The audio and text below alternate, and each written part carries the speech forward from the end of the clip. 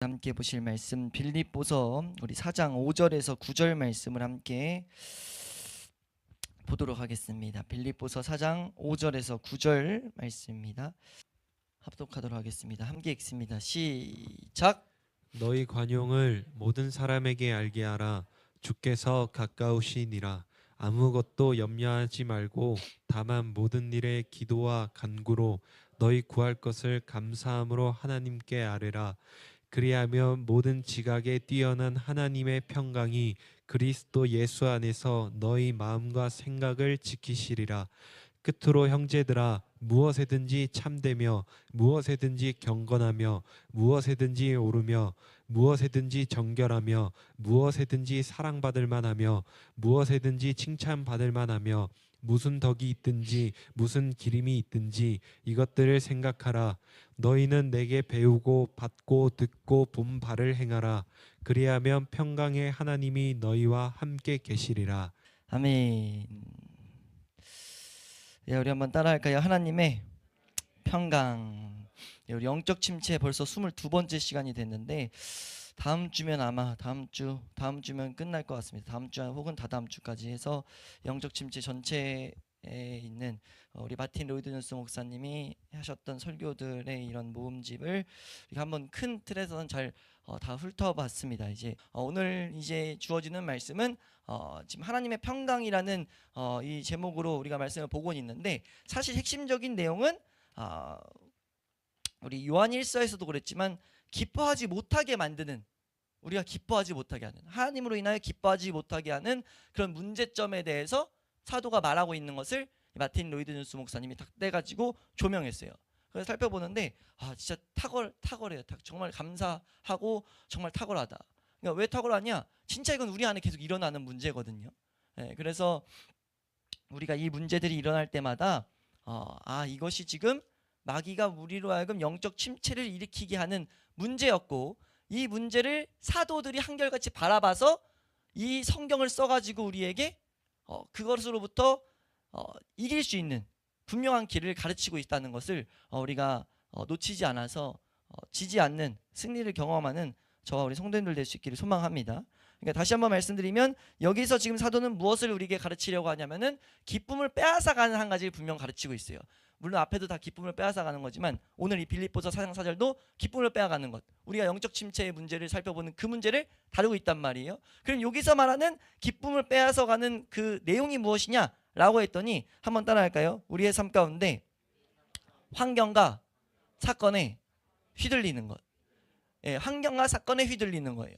그러니까 이건 사실 이전에도 계속 살펴봤었던 것이 아닌가라고 생각할 수 있는데, 그 종류를 말하고 있는 게 아니에요. 이미 일어난 거 말고 지금 여기서 말하는 핵심은 지금 환경과 사건들에 우린 휘둘리면서 우리가 염려하게 되는 것, 그것을 딱 뽑아서 말하고 있습니다. 한번 따라할까요? 염려하는 것. 이 염려란 것이 우리의 삶에 주어졌을 때, 우리의 삶에 딱 붙잡혔을 때 우리는 영적 침체를 경험할 수밖에 없다는 거죠. 이해되세요? 이건 뭐 조금만 생각해봐도 당연한 거거든요. 이런 마음이 우리를 딱 휘몰아칠 때 우리는 하나님이 주시는 기쁨을 온전히 누리지 못한단 말이에요. 다른 말로 그 기쁨을 우리에게 계속해서 공급해주는 하나님 말씀 앞에 서 있지도 못하게 할 수가 있다는 거죠. 뭐가요? 염려라는 것이. 그러니까 우리가 여기서 이제 사도 바울이 가르치는 것을 정확히 알기 위해서 이 염려라는 것이 무엇인가에 대해서 우선 정확히 할 필요가 있어요. 한번 따라할까요? 염려가 무엇인가? 여기서 말하는 염려는요, 그냥 걱정 이런 단어가 아니라 그 걱정이 가득한 상태, 이것을 말하는 게 이 염려라는 단어를 통해서 우리에게 지금 보라고 하는 내용입니다. 한번 따라할까요? 걱정이 가득한 상태. 그러니까 걱정이 가득해가지고 그 가운데 불안과 초조, 노심초사 같은 것이 우리 마음 가운데 막 발생시키게 되는 것. 그러니까 걱정이 날 휘덮어버리는 그런 상태를 말하고 있다는 거죠. 그런 상태에 대해서 하나님은 우리에게 계속해서 여러 각도로 경고하고 계세요. 계속해서 우리에게 가르치고 계신다는 거죠. 예수님도 우리에게 말씀을 가르친 여러 가지 설교 중에 그 산상수훈에서 이 6장 말씀, 우리가 잘 아는 말씀이죠. 우리가 너희는 먼저 그의 나라와 그의 의를 구하라 라는 그 부분, 우리 그 부분은 잘 알잖아요. 우리가 먼저 그의 나라와 그의 의를 구해야 돼요. 우리의 소원이 돼야 될 줄로 믿습니다.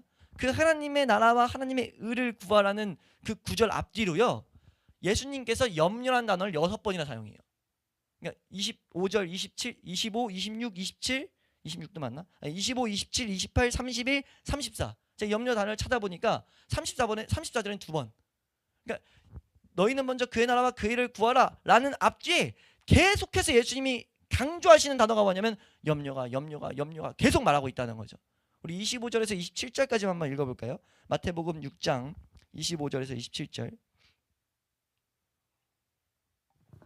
함께 읽습니다. 시작. 그러므로 내가 너희에게 이르노니 목숨을 위하여 무엇을 먹을까 무엇을 마실까 몸을 위하여 무엇을 입을까 염려하지 말라. 목숨이 음식보다 중하지 아니하며 몸이 의복보다 중하지 아니하냐. 지금 여기서 말하는 게 뭡니까? 25절 말씀에서 우리가 무엇을 먹을까 무엇을 마실까 무엇을 입을까 이런 것들이 생각에 가득 차가지고 뭐 하는 거예요? 염려하라는 상태가 우리 가운데 있는 거예요. 이거 하지 말라는 거죠. 우리가 봐야 될 것은 우리 목숨이라는 거예요. 너희가 봐야 될 본질은 다른 거라는 거죠. 우리 27절도 한번 읽어보시면 27절 함께 읽습니다. 시작. 너희 중에 누가 염려함으로 그 키를 한 자라도 더할 수 있겠느냐. 말하는 거예요. 염려가 가득 차 아무리 가득 차도 그 생각을 아무리 많이 해도 이건 미래를 좀 바라보고 있는 내용입니다. 이 미래를 위해서 아무리 많은 걱정에 사로잡혀도 너 혹시 너희 키가 조금이라도 염려한다고 잘할 수 있냐? 불가능이라는 거죠. 그러면서 계속 염려에 대해서 말씀하신다는 거예요. 여러 가지 것들이 우리 삶 가운데 이 염려라는 것으로 자리 잡게 만든다는 거죠. 여러 가지 환경과 사건들이 맞잖아요. 우리가 가정에서 일터에서 어떤 것들을 계획하면서 그것들을 여기서 말하는 것은 미래를 준비하지 말라가 아니에요. 이게 가끔 이제 우리 한국교회 신앙인들이 오해하는 게 미래는 하나님께 다 맡겨야 된다고 그래서 뭐 저축 드는 것도 뭔가 좀 잘못된 식으로 얘기하고 미래를 위해서 준비하는 거 뭐 이런 걸 다 잘못된 식으로 말하는데 분명하게 우리 개혁교회에서는 그걸 분명하게 좀 가르칩니다. 미래는 반드시 준비해야 돼요. 미래를 준비하는 것은 타당한 일이고 하나님 명령하신 일입니다. 아니요. 데살로니가 후서 3장 말씀 보면은 3장 10절 말씀에 누구든지 일하기 싫어하거든 먹지도 말게 해라 라는 이런 말씀들이 있음으로써 우리가 일을 해서 먹는 것을 가르치고 있다는 거죠. 우리 말씀 읽어볼까요? 앞에 나왔으니까 우리 10절 11절 말씀입니다. 함께 읽습니다. 시작. 우리가 너희와 함께 있을 때에도 너희에게 명하기를 누구든지 일하기 싫어하거든 먹지도 말게 하라 하였더니 우리가 들은즉 너희 가운데 게으르게 행하여 도무지 일하지 아니하고 일을 만들기만 하는 자들이 있다 하니. 그러니까 평상시의 삶의 대비 이런 거 하지 말라는 게 아니고 상식적으로 행동하지 말라고 그렇게 말하고 있는 게 아니라는 거죠. 여기서 말하는 건 뭡니까? 염려가 걱정이 우리를 아예 장악해버린 상태. 그래서 초조와 우리에게 뭔가 부정적인 열매들을 우리가 이 전까지 계속 징계에 살펴볼 때는 있었던 사건이 우리에게 부정적인 것들을 끼치는 걸 살펴봤어요. 근데 이게 아니라 지금 또 한 가지는 우리가 미래에 있는 일들을 생각하다가 이 힘듦이 다가올 수가 있다는 거죠. 이건 괴를 좀 잘 이해하는 문제라는 겁니다. 이건 성경은 염려라고 설명하고 있어요. 이거는 그리스도인들이 하면 안 되는 것이라고 분명하게 가르치고 있다는 겁니다. 오늘 말씀에서 우리가 세 가지를 통해 좀 나눠서 봐야 되는데 첫 번째로 우리에게 분명하게 우리가 알아야 될 것, 이 말씀을 통해서 알아야 될 건 무엇이냐면 우리 그리스도인들은 염려하면 안 된다는 거예요. 한번 더 할까요? 그리스도인은 염려하면 안 된다. 염려하면 안 된다는 것을 분명히 말하고 있다는 거죠. 그러니까 우리가 이 염려라는 것을 우리가 정확하게 바라봄으로써 이것만큼은 피해야 된다는 것을 정확히 기준 세워놓는 것이 우리가 올바로 이 영적 침체, 이 문제로 인하여 영적 침체가 빠지지 않는 첫 번째 길입니다. 이 염려라는 것을 통해서 영적 침체 안 빠지려면 첫 번째로 해야 될 것이 무엇이냐? 염려라는 문제가 우리 가운데 분명히 있다. 그 염려에 대해서 정확하게 알아야 된다는 거죠. 우리가 여기서 이제 알았을 때 이 부분을 가지고 좀 긴 시간을 할애해서 마틴 로이드 존스 목사님은 심리학과 비교해서 많이 말해요. 근데 왜 그러나 봤더니 제가 말씀을 준비하면서 봤더니 심리학에서 많이 다루는 내용이거든요. 근데 그러면서 분명하게 말하는 거 한 가지는 심리학은 문제가 있다는 거죠. 어떤 문제냐? 근본 원인을 해결할 수 없다는 거예요. 심리학이 어떤 것들을 우리에게 말하는가, 그 가운데 걱정하지 마세요, 염려하지 마세요, 염려하지 않을 수 있는 뭔가 되게 그럴듯한 말들을, 달콤하고 혹은 위로가 되는 말들을 하는데 분명한 본질 한 가지는 아무리 옳아 보이게 말하고 되게 그 상황에서 정확한 솔루션이라 할지라도요, 그 문제 자체는 절대 해결되지 않는다는 거예요. 그러니까 어떤 사람이 미래에 대해서 걱정을 해요. 그러면서 진단하는 게 무엇이냐면 염려하게 되는 것의 핵심은 여기서 성경에서 말하지만 마음과 생각을 지킨다는 것에서 발견하는 게 뭐냐? 생각, 마음과 생각이 짬뽕돼서 일어나는 것이 이 염려의 핵심 문제라고 말해요. 근데 이게 뭐냐? 마음과 생각이 짬뽕돼서 이렇게 일어나는 것이 상상이라고 말합니다. 상상. 우리가 상상하는 것. 이 상상이 딱 돼버리는 것. 어떤 일들을 우리 환경을 겪었어요. 그런 걸 통해서 이런 일이 있으면 어쩌지? 라고 생각하게 되는 거. 이게 우리를 반드시 염려시킨다는 거예요. 근데 이걸 가지고 심리학자들이 아무리 뭐라 말해도 그거 자체는 안 하려고 해도 안 할 수가 없다는 거죠. 우리가 알아야 될 것, 염려에 대해서 알아야 될 것은 여기까지입니다. 뭐냐면요. 어디까지냐면 이 염려는 우리가 막으려고 해도 사실 막을 수가 없어요. 하면 안 된다고 가르쳐도 안 된다는 걸 알아도 그게 안 됩니까? 한번 걱정되기 시작했어요. 내 삶에 문제가 발생되는데 그 문제 때문에 염려가 되기 시작했어요. 그걸 내가 아무리 안 하려고 다짐해도 계속해서 우리가 우리의 삶 가운데 껴들어 버린다는 거죠. 이해되세요? 그러니까 이 문제는 우리의 삶 가운데, 인간의 삶 가운데는 반드시 있는 문제라는 것을 우리는 알아야 된다는 거죠. 근데 이 세상에서 다 그러니까 심리학자라든지 뭔가 이제 배운 사람들 혹은 사람들 사이에서 그럴 땐 어떻게 저렇게 라는 조언들을 막 하는데 그 모든 어떤 조언에 아무리 옳아 보이는 조언에서도 본질적인 답은 없다는 거예요. 왜냐하면 그 미래의 문제를 해결할 수 없기 때문에. 그걸 상세히 좀 가르치시는데 이런 말들, 이런 예화까지 들어요. 이제 본인에게 누가 염려하지 말라고, 걱정하지 말라고 말을 했을 때 걱정하지 말아야 된 걸 아는데 그러면서 이제 그런 일은 발생될 가능성이 적으니까 그런 걱정하지 마세요. 이런 말들을 할 수 있다는 거죠. 근데 사실 그게 잠깐은 위로될지 몰라도 본질상 위로 안 되는 게 뭐냐면 안 생길지 모른다는 건 절대 안 생긴다는 겁니까? 생길 수도 있다는 거예요? 생길 수도 있는 거예요. 그래 그 문제가 해결되지 않는 이상 계속해서 그 걱정은 발생할 수밖에 없다는 거죠. 우리가 어떤 프로젝트를 맡았어요. 어떤 일을 해야 돼요. 내가 직장에서 가정에서 뭘 맡았어요. 근데 이런 일이 안 생기면 좋겠지만 그 일에서 뭔가 망친 일이 생기면 어떡해요? 무슨 말인지 알겠어요? 요즘에 막 여러 가지 사건 사고가 있단 말이에요. 사건 사고 앞에 우리가 그 걱정을 안 하면 좋겠지만, 아니 사건 사고 안 나면 좋겠지만, 우리가 그래서 사건 사고를 놓고 막 걱정할 때 우리도 그런 걱정을 가정에서 애들한테 많이 하는데 요즘 하도 차 사고가 많이 나니까 차 있을 때마다 그 전봇대 뒤에 서 있으라든지 뭐 이런 것들 이제 말하는 것들을 한 번씩 말하는데 안 일어나면 좋겠어요. 그래서 그런 걱정 안 하면 좋겠는데 그게 무조건 안 일어날 수 있는 일이라는 거죠.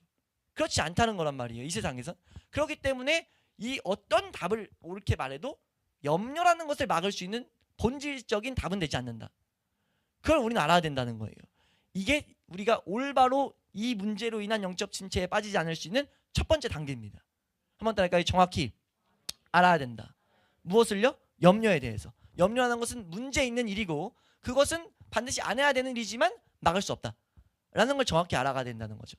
그럼 두 번째로 우리는 무엇을 알아야 되는가 라고 했을 때 바울은 하나님께서는 이 사도를 통해 가지고 정확한 길을 그리스도인들에게 주고 있다는 거예요.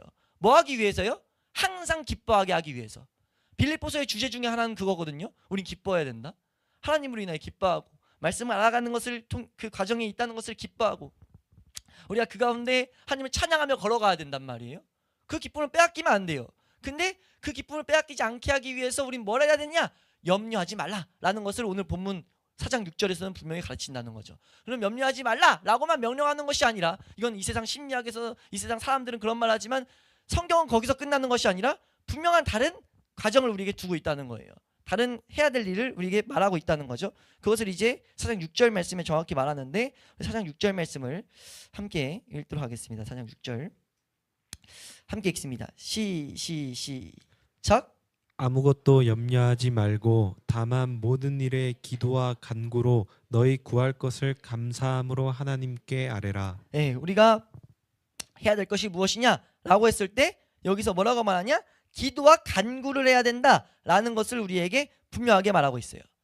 한번 따라할까요? 기도와 간구를 해야 한다. 우리가 기도와 간구를 해야 된다라고 말하는데 지금 이 기도와 간구 그리고 이 뒤에 나오는 구할 것을 감사함으로 아뢰라 라는 것을 정확히 아는 것이 이 성경에서 분명하게 제시하는 답이라는 거죠. 그러니까 우리는 이 말씀에 대해서 주목할 필요가 있다는 겁니다. 너희가 다만 모든 일에 기도와 간구로 너희 구할 것을 감사함으로 하나님께 아뢰라. 여기서 지금 나열되어 있는 이 단어들은 분명하게 사도가 순서도 강조하고 있다는 것을 우리가 생각해 볼 수 있어야 된다는 거예요. 염려하지 않기 위해서 우리가 아무것도 염려하지 말기 위해서 뭐 해야 되냐? 다만 이렇게 하면 된다는 거죠. 네, 그 첫 번째가 우리가 기도해야 된다는 겁니다. 그러니까 우리 이 순서를 잘 알아야 돼요. 우리가 이 세상에서 미래에 대한 염려가 나타날 때마다 이것을 분명하게 해야 될 것은 구해야 된다는 겁니다. 이 내용도 우리가 구해야 될 내용이라는 거예요. 지금 미래에 대한 두려움이 우리 가운데 있을 때, 염려가 우리 가운데 들어올 때 이걸 분명하게 기도해야 된다라는 걸 가르치고 있다는 거죠. 근데 그 기도에 있어서 우리가 알아야 될 첫 번째는 무엇이냐면요, 언제나 첫 번째는 하나님 앞에 서 있다는 것을 자각하는 겁니다. 여기서 기도와 간구를 나눈 이유가 그거예요. 여기서 앞에 나오는 기도는요, 항상 전제가 깔려있는 배경이 하나님 앞에 섭니다. 여기서 있는 기도는 다짜고짜 지금 뭘 구하라고 말하고 있지 않아요. 우리가 삶 가운데 어떤 염려가 우리 가운데 들어오는 걸 보였어요. 그때 우리 기도해야 된다는 걸 생각해야 돼요. 구해야 된다는 걸 생각해야 됩니다. 간구해야 된다는 걸 알아야 돼요. 근데 그러면서 하나님 앞에 나았을 때 첫 번째 해야 될 것은 미주알 고주알 이렇습니다 저렇습니다를 먼저 말하는 것이 아니라 우리가 하나님 앞에 서 있다는 것을 자각해야 된다는 거죠. 내가 하나님 앞에 서 있다. 나는 날 인도하신 하나님, 날 인도하실 하나님, 나는 하나님 앞에 기도할 수 있음이 우리가 첫 번째 바라봐야 할 시선이라는 거예요. 우리가 그것을 정확하게 세워놓을 수 있기를 주 이름으로 축원합니다. 이것을 정확히 해놓는 것이 우리가 이 가운데 염려를 이길 수 있는 길이라는 거죠. 이거 이렇게 안 해놓고 우린 이런 걸 많이 볼 수 있어요. 말씀대로 안 해놓고 염려 가운데 기도 다 했어요. 기도했는데 염려 가운데 기도 분명히 했는데 안 되는데요? 라고 했을 때는요, 기도의 문제가 그 사람이 말씀을 붙들고 하나님 앞에 나아가는 그 모습에 문제가 있는 거지, 하나님 편에 문제가 있는 건 절대 아닌 것을 우리는 반드시 알아야 된다는 거죠. 우린 그 신앙 가지고 나아가는 거잖아요. 하나님은 우리에게 분명하게 말씀하신 대로 이루시고 그 말씀은 반드시 선한 열매를 우리에게 맺는다라는 걸 우리는 알잖아요. 그러니까 그것을 보고 나아가는 건데 지금 그것을 막는 모습들이 그냥 말씀대로 안 하고 그냥 나가버릴 수 있다는 거죠. 그 중에 하나가 뭐냐면 그냥 다짜고짜 우리가 염려 가지고 기도하라고 했으니까 나가서 하나님 이 염려가 생겼습니다 막 이렇게 막 주저주저 말하는데, 이렇게 해서는 사실 사도가 말하는 모습과 완전히 다른 모습을 가지고 있다는 거예요. 여기의 핵심은 하나님을 제대로 바라보지도 않고 그러다 보니까 뭐하냐면 걱정과 근심이 그대로 남아있는 상태에서 기도하고 있다는 거죠. 그렇게 해서 안 된다는 거예요. 그렇게 안 하기 위해서 우린 항상 먼저 우린 뭘 봐야 되는가? 하나님을 먼저 대면해야 된다는 거죠. 이런 문제를 가지고 하나님 앞에 앉을 수 있다는 것 자체가 뭐예요? 감사인 거예요. 이거 문제 가지고 하나님 앞에 나올 수 있음 자체가 우리는 기쁨인 거죠. 그것을 가진 상태에서 하나님과 대면해서 그 가정 가운데 기도를 해나가면서 진기랑도 연결시킬 수 있겠죠. 우리가 하나님을 더 바라보면서 기쁨인데 충만해야 되는데 어떤 염려가 있더라도 하나님께만 알아줬어야 되는데 왜 이런 하나님 앞에서의 이런 기도들, 교제의 기도들을 우리가 고백하는 것이 반드시 먼저 돼야 된다는 거죠. 너희가 아무것도 염려하지 말고 다만 너희가 기도와 하면서 너가 하나님을 보는 것이 전제로 깔리고 나아가야 된다는 것을 가르치고 있다는 거죠. 그 기도가 된 다음에 우리는 무엇을 해야 되는가라고 했을 때 간구하라는 겁니다. 그러니까 이 앞에 출발점을 절대적으로 제대로 해야 된다는 거예요. 우리가 이 세상에서 어떤 달리기 같은 걸 하는데 달리기 시합을 만약 딱 한다고 해요. 시합을 하는데 출발점에서 여기 땅 해가지고 출발하는데 중간에 달리다가 마라톤을 하는데 중간에 42km 마라톤을 하는데 이제 한 30km, 40km 구간에 누가 껴들어요. 중간에 딱 들어와서 제일 먼저 달려가서 딱 1등 결승선을 딱 통과해요. 그 사람 인정해 줍니까? 인정이 안 돼요. 왜요? 출발점을 제대로 통과해서 가는 것이 그 마라톤에서 말하는 거란 말이에요. 마라톤 규칙이라는 거죠. 지금 그것을 바울은 우리에게 설명하고 있다는 거죠. 우리가 이 염려를 이기기 위해서는 이렇게 나아가야 돼. 출발점은 여기야 라고 설명하는 게 무엇이다? 기도야. 기도. 하나님 앞에 서 있는 거야 라고 말한다는 거죠. 이것이 된 상태에서 우리는 무엇을 해야 되느냐? 간구해야 된다는 겁니다. 한번 따라할까요? 간구해야 된다. 그러니까 우리가 사도는 분명하게 하나님 앞에 간절히 구해야 된다라는 것을 우리에게 말하고 있다는 거예요.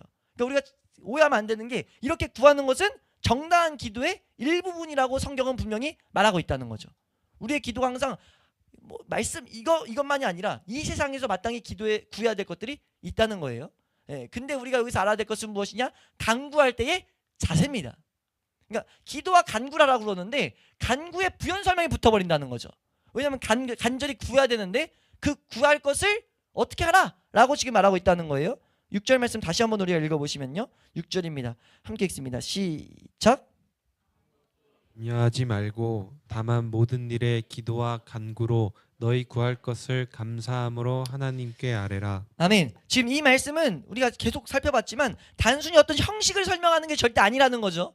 분명한 과정을 설명한다는 거예요. 하나의 단순한 형식이 아니에요. 이렇게 우리 당연히 해야 될 상식적인 거 감사하고 이게 아니에요. 정확하게 세밀하게 적용을 제대로 시켜야 된다는 거죠. 기도로서 하나님 앞에 서 있고 그 다음에 이제 구할 게 나올 때 구할 걸 구할 때 우리의 마음 자세가 어때야 되는가? 구할 것을 감사함으로 하나님 앞에 아뢰야 된다는 거죠. 이래야 그리하면 하나님이 은혜를 주신 이 염려를 이길 은혜를 주신다는 거예요. 이해되시나요? 그러니까 우리가 분명히 알아야 될 것은 너희 구할 것을 감사함으로 알아야 됩니다. 아까 잠깐 말했지만 우리가 다짜고짜 우리가 간구를 할 때 우리는 감사할 수 없어요. 사실 왜냐하면 염려의 시선이 꽂혀 있는데 감사해야지 할 수 없다는 거예요. 근데 우리가 하나님을 먼저 딱 보는 순간 감사할 거는 무궁무진하게 뿜어져 나옵니다. 사건을 딱 내려놓고 먼저 하나님 앞에 딱 대면해서 쓰는 순간 감사할 게 그냥 자연스럽게 나온다는 거죠. 아까 잠깐 말했지만 내가 기도할 수 있음에 감사하고. 왜 기도할 수 있음에 감사해요? 아니 기도라는 것을 알아서 어떻게 하나님 이 창조주께 내가 이런 것들을 아뢰 수 있는가? 이게 감사의 시작이잖아요. 거기서 또 파생되는 게 뭡니까? 우리가 그것을 제대로 이해한다면, 교리를 제대로 이해한다면 우리가 하나님 앞에 구하려면 전제가 뭐가 돼 있어야 돼요? 예수 그리스도의 보혈을 알아야 돼요. 그 보혈이 있음을 감사하고 그 보혈로 인하여 우리가 하나님 앞에 나아가게 된 수많은 것들. 이 마틴 로이존스 목사님은 이걸 가지고 몇 가지를 계속 막 나열하는데 한두 가지가 아니라는 거죠. 우리가 하나님 앞에서 감사할 것들이 이 상황과 상관없이 하나님을 딱 봤을 때 항상 감사할 수 있는 것들이 우리 가운데 반드시 놓여 있다는 거예요. 그 중에 이 걱정 앞에서 딱 직접적으로 적용되는 감사는 무엇입니까? 우리 출애굽기 13장에서도 말한 것처럼 우리를 인도하신 하나님은 우리를 인도하실 것이다. 로마서 8장 26절 말씀에 있는 것처럼 우리 성령님께서 우리를 위해서 간구하고 계시는데 그러다 보니까 우린 뭐냐? 우리 부르심을 받은 모든 그리스도인은 우리의 삶의 모든 것들이 합력해서 선을 반드시 이룬다 라는 절대적인 기준들. 그러니까 우리는 그걸 딱 보는 순간 뭐 할 수 있냐면 감사할 수 있다는 거죠. 감사할 수 있는 내용들이 분명히 있다는 거예요. 그걸 가지고 하나님 근데요 하나님 너무 이 인도하실 하나님 감사한데 하나님 내가 삶에 이런 것들이 있어요 하나님 너무 그래서 두려움이 엄습하고 내 마음이 걱정이 가득합니다 라는 것들을 있는 그대로 아뢰는 것 이건 잘못된 게 아니라는 거죠. 이런 모습들을 구약 내내 보여주셨어요. 사실 히스기야도 그렇잖아요. 연합군이 쳐들어왔을 때 그대로 들어가서 하나님 어떻게 해요 동동 부르는데 하나님 그거를 기뻐하신다고요. 뭐가 중요한 겁니까?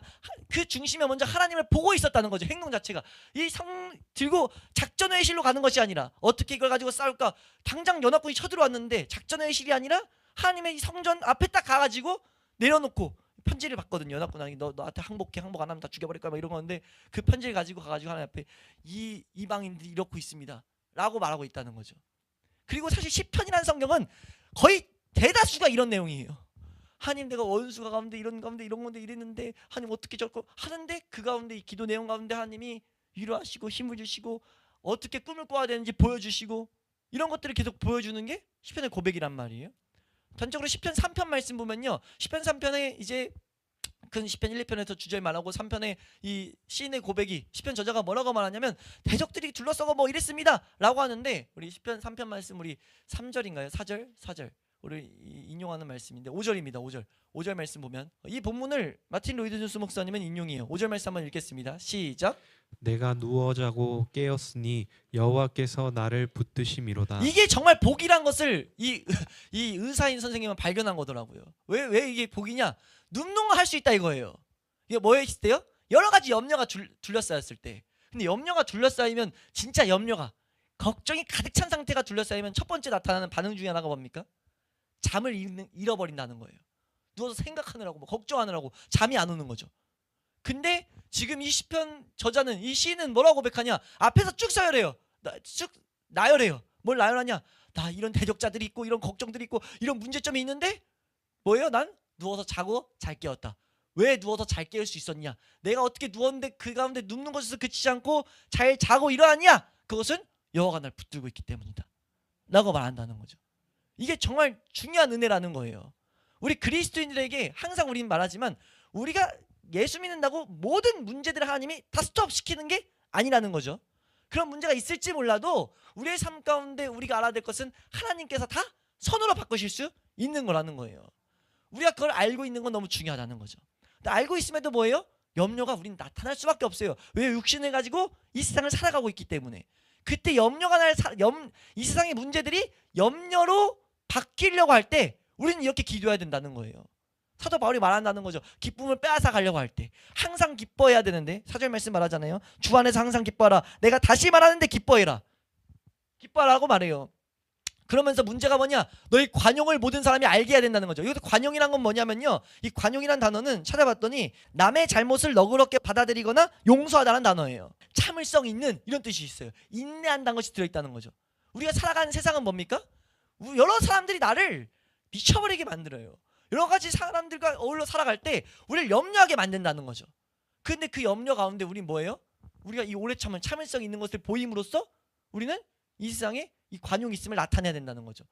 근데 그냥 참는 게 아니죠. 이 가운데 뭐예요? 기쁨 가운데 참는 거예요. 이게 어떻게 가능하냐는 거예요. 여기가 이 관용을 어떻게 알게 할 수 있냐는 거죠. 그 관용을 알게 하기 위해서는 염려하지 않아야 돼요. 염려가 나타나려고 할 때, 염려가 날 장악하려고 할 때 그걸 뿌리칠 수 있어야 된다는 거죠.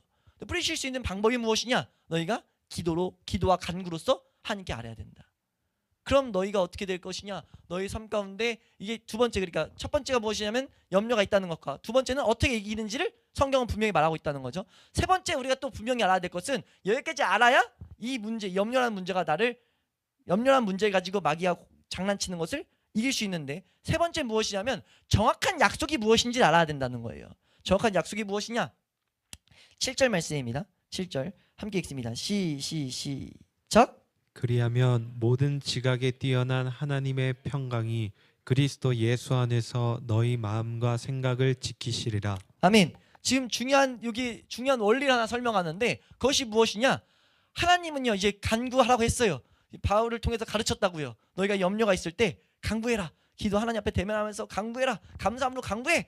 그럼 우리 생각, 우리 죄된 육신, 현실을만 바라보는 우리의 이 시선에는 뭐하냐면, 이제 그러니까 하나님이 문제들을 다 해결해 주시겠구나, 어떤 문제에 대한 은혜와 약속들을 주시겠구나 라고 생각할 수 있는데, 하나님은 그런 거에 하등 관심 없다는 거죠. 전혀 관심 없는 거예요. 우리 문제가 어떻게 저떻게 해주겠다 그런 약속 주고 있지 않다는 거죠. 하나님 주고 계시는 건 뭡니까? 너희 마음 가운데 염려하게 하는 마음과 생각을 내가 지켜줄게. 마음과 생각을 지켜서 평강이 너희를 사로잡은 상태로 그대로 있게 해줄게. 우리가 어딜 가든지 복음에 감전되어 있는 상태로 내가 다시 만들어줄게. 하나님이 그 약속한다는 거죠. 우리가 이걸 잘 알아야 됩니다. 잘 알아야 돼요. 어떤 약속이 주어져 있는지를요. 우리가 이걸 제대로 알지 못하면, 구했으니까 이제 주실 열매를 기대하는데 어떤 기대냐? 라고 했을 때 이 문제에 대해서 어떻게 해결하실까? 이 문제에 대해서 어떤 답을 줄까? 어떻게 하라고 할까? 이런 생각을 해버릴 수가 있다는 거죠. 그럼 뭐 할 수 있어요? 하나님은 그거에 관심이 없어서 그 말씀을 안 하고 있는데 왜 응답이 안 오지? 왜 하나님은 그걸 우리의 그 문제에 가장 탁월하게 그런 문제들을 차단하시고 우리에 맞게 하나님만 다시 볼 수 있는 우리에 맞는 선물들을 주신단 말이에요. 그 선물은 영적 선물이죠. 하나님에 대한 지식인데, 하나님에 대한 지식 중에 우리 각자에 맞게 필요한 어떠한 예수님에 대한 것이라든지 하나님의 약속이라든지 하나님이 주시는 것들을 주심으로써, 성령의 깨닫게 하심으로써 평강을 주실 건데, 우리가 만약 그거에 관심이 없어 봐요. 그것이 답이라고 생각을 안 해봐요. 우리가 어떤 이 문제에 대한 해결이 하나님이 응답하시는 방법이라 생각해 보자고요. 그러면요 우리는 응답 못 받고 살아간다는 거죠. 우리 다니엘의 새 친구가 어떻게 했습니까? 풀무불을 앞두고, 풀무불에 너 이거 신상에 절 안 하면 내가 다 불태워 죽일 거야 라고 했을 때, 그 새 친구가 사드락 메삭 아벳느고가 뭐라고 하냐고요. 하나님께서 날 지킬 거예요 라고 담대히 말한단 말이에요. 근데 말하면서 뭐라고 덧붙이죠? 근데요 왕이요, 하나님께서 나에게 그리 아니하실지라도 난 감사합니다. 난 하나님을 부인할 수 없어요 라는 말을 고백하고 있다고요. 그게 어떤 상태냐? 오늘 이 하나님이 은혜를 항상 주시는 어떤 상황에서도 염려가 아니라 평강이 붙잡고 있는 상태예요. 그러니까 평강이 붙잡는다는 것은 어떤 환경에서도 이길 수 있는 상태로 만들겠다는 겁니다. 그 상황을 넉넉히 감당할 수 있는 그리스도인다운 모습으로 만들겠다는 거예요. 하나님이 주시고자 하는 은혜는 그겁니다. 때때로 그런 모습을 통해서 상황이 바뀔 수 있지만 우리의 관심사는 그것이 될 필요가 없다는 거예요. 어떻게 하든지 아니하든지 간에 하나님만 찬양하고 있는 상태, 하나님만 바라보고 있는 상태가 하나님이 우리를 붙잡고 있는 상태라는 거죠. 그러니까 우리가 이 신앙생활은 하나님을 바라보고 그분과 교제하는 그 기쁨이라는 것을, 그 길에 서 있다는 것을 성경은 계속해서 말하고 있다는 거예요. 그 상태로 걸어갈 때 어떤 문제들도 사실은 문제가 될 수 없죠.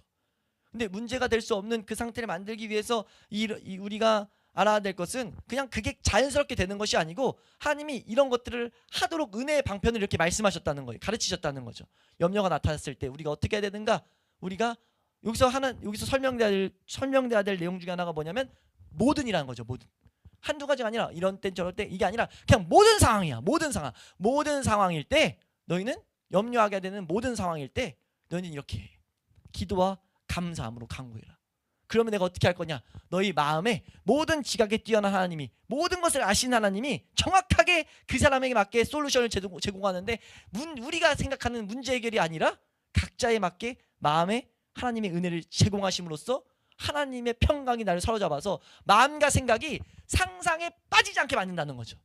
그 상상으로 인한 두려움에 빠지지 않게 만들어줄게. 그 신비를 체험하게 해줄게. 그 말로 할 수 없는 말도 안 되는 일을 내가 너의 삶 가운데 보여줄게 라고 말한다는 거죠. 이게 세상과 우리가 다른 점입니다. 세상은요, 아까 잠깐 말했던 심리학은요, 어떻게 해서든지 그 문제에 대해서 답을 주려고 해요. 그 문제를 이겨나갈 수 있는 이런저런 답을 주려고 여러 가지를 시도한다는 거죠. 근데 하나님은 그렇지 않다는 거예요. 하나님은 뭐라고 하시느냐? 어떤 상황이든지 그냥 하나님으로 끝난다는 것을 너의 삶을 통해서 증명하게 할 거야. 어떤 세상에 박해가 있더라도 그 박해 가운데서도 너희가 하나님이 너희 삶을 책임지고 있다는 것을 나타내게 할 거야. 어떻게 해요? 어떤 상황에서도 우린 기뻐하고 감사하고 우리가 즐거워하는 그 모습을 통해서 우리가 이 신앙의 길, 신앙의 이 시선을 놓치지 않아서 이 미래에 대한 이 염려 때문에 조금씩 계속 빼앗기는 이 기뻐하는 하나님을 향해 나아가는 다른 박질할 수 있는 힘을 빼앗기는 그 공격들로부터 우리가 승리를 경험할 수 있기를 주의 이름으로 축원합니다. 이 파트에서 이 설교에서 마지막에 어떤 것을 말하냐면 주변에 있는 지인 중에 한 분이었던 것 같아요. 어떤 이제 한 사람이 이제 나타나는데 장군이었나? 어떤 사람이 나타나요. 어떤 부부가 나타나는데 부부가 자녀를 갖게 됐어요. 근데 자녀가 선교사님이었던 것 같은데 선교사님이 자녀를 갖게 됐는데 그 자녀가 이제 죽을 병에 걸려버렸어요. 어떤 병에 걸렸는데 죽을 수 있어요. 그래서 그 자녀를 놓고 두 분이 이제 기도하는 거예요. 간절하게 기도하는 거예요. 하나님, 이 내 딸을 치유하실 줄 믿습니다. 하나님, 내가 이걸 하나님께서 책임져 주셔서 하나님의 일을 하던 사람들이었다는 것을 설명하거든요. 하나님의 일을 하던 이런 가운데 책임져 주실까 막 믿는다고 막 기도하는데 일주일 뒤에 그 딸이 죽어요. 죽는데 그 일주일 동안 기도하는 그 가정 가운데 막 여러 가지 확신해가지고 막 여러 가지 마음 상태를 묘사해요. 그 가운데 걱정 막 같이 이렇게 섞여 있었는데 죽는 그날 아침에 그 남편과 아내에게 하나님이 어떤 마음을 주셨냐면 갑자기 너무 평안한 마음을 주셨다는 거죠. 와, 너무 평안한 마음을 주셨는데 평안한 마음을 주신 가운데 딸이 죽었어요. 죽었는데 그래서 그 묘사가 뭐라고 설명하냐면 죄책감이 들 정도로 평안했다. 딸에 대해서 딸이 죽었는데 이렇게 평안해도 돼? 라는 마음이 들 정도로. 그러니까 지금 이게 뭘 보여주는 거냐면 뭘 설명하려고 딱 그 마지막 예를 들었냐면 하나님이 문제를 놓고 기도하게 하실 때 그 문제를 해결해 주시기 위해서 기도하라고 한 게 아니라는 거죠. 하나님의 관심사는요, 이 세상에서 우리가 이 문제 이런 데 관심 있는 게 아니라는 거예요. 그리스도인은 어떤 상황에서도 하나님으로 인하여 평강의 상태를 우리가 누릴 수 있다는, 설명할 수 없는 그 신비를 가진 자들이란 것을 성경은 말하고 있다는 거죠. 우리가 이것을 정확하게 알아서 이 말씀하신 대로 우리가 염려가 나타날 때마다 우리가 먼저 이 염려라는 것이 이게 또 반드시 일어난 일이구나 라는 걸 안 해놓으면 뭐 어떻게 될 수 있어요? 염려 왔으니까 하나님 이거 뭐 죄 때문이에요 뭐 때문에 이럴 수 있는데 그게 아니라 이거는 마땅히 일어난 일이었는데 우리가 해야 될 건 무엇이냐? 기도하라고 하나님 하시는구나. 기도하러 나아가서는 구하라고 하시는구나 라고 나아가서는 구할 때 우리가 하나님을 먼저 바라보고 기도할 수 있음을 감사하면서 이 상황에 놓고 간구를 할 때 간구하는데 감사함을 가지고 간구해야 된다는 거죠. 여러 가지 감사의 것들을 보면서 놓고 기도할 때 우리의 마음과 생각을 평강 가운데서 지키신다는 거죠. 우리가 그것을 경험할 수 있기를 축원합니다. 정말 중요한 영적 침체의 하나의 주제라고 생각이 들어요. 우리가 알아야 될. 왜냐하면 우리가 살아갈 때 반드시 이거는 없을 수 없는 내용이거든요. 우리가 이제 오늘부터 이 말씀을 우리가 이제 배웠으니까 염려라는 것이 우리 삶 가운데 나타나려고 할 때마다 이렇게 기도에 감으로써 말씀이 정말 우리 가운데 평강을 공급하는 것을 경험할 수 있게 축원합니다.